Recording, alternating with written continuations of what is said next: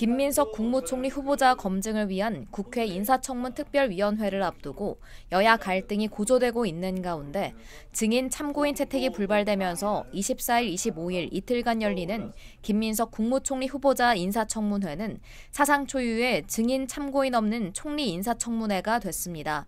22일 정치권에 따르면 더불어민주당과 국민의힘은 증인 참고인 명단에 대한 협상을 시도했지만 지난 20일 결국 합의에 이르지 못했습니다.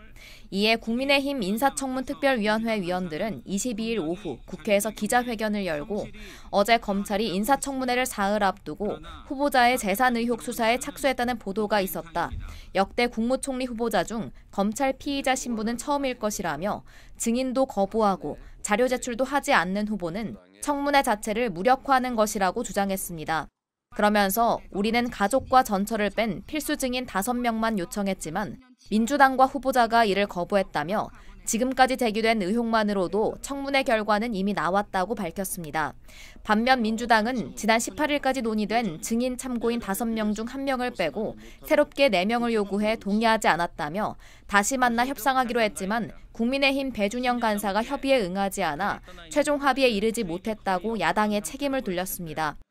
앞서 국민의힘은 김 후보자의 재산 형성과 정치자금 의혹을 검증하기 위해 관련 인사들을 증인으로 요청했고 아들 유학자금 출처 확인을 위해 전처 김모 씨도 명단에 올렸습니다. 이에 대해 민주당은 이를 가족을 향한 과도한 정치 공세로 보고 수용할 수 없다는 입장을 밝히며 윤석열 전 대통령과 한덕수 전 총리 부부 등 전 정부 고위 인사를 포함한 증인 명단을 제시하며 맞섰습니다. 이후 국민의힘은 전처를 제외하고 강 씨 등 5명을 요구했지만 민주당은 강 씨만 수용하고 나머지를 거부하면서 협상은 결렬됐습니다.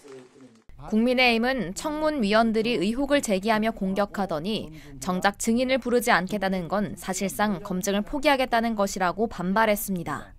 최수진 국민의힘 원내대변인은 김 후보자는 이미 범죄자라며 증인 신청을 거부하는 건 이틀만 버티면 국무총리가 된다는 생각이 저변에 깔려있는 것이다.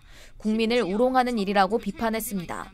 또 청문회가 증인 없이 진행되는 데에 대해 청문회에 자료를 충실히 내지 않고 증인도 안 부르는 건 막가겠다는 얘기다. 도저히 없을 초유의 일이 정치권에서 일어나고 있다며 이렇게 무성의하고 구렁이 담 넘어가듯 넘어가는 국무총리 청문회는 처음 본다라고 강조했습니다.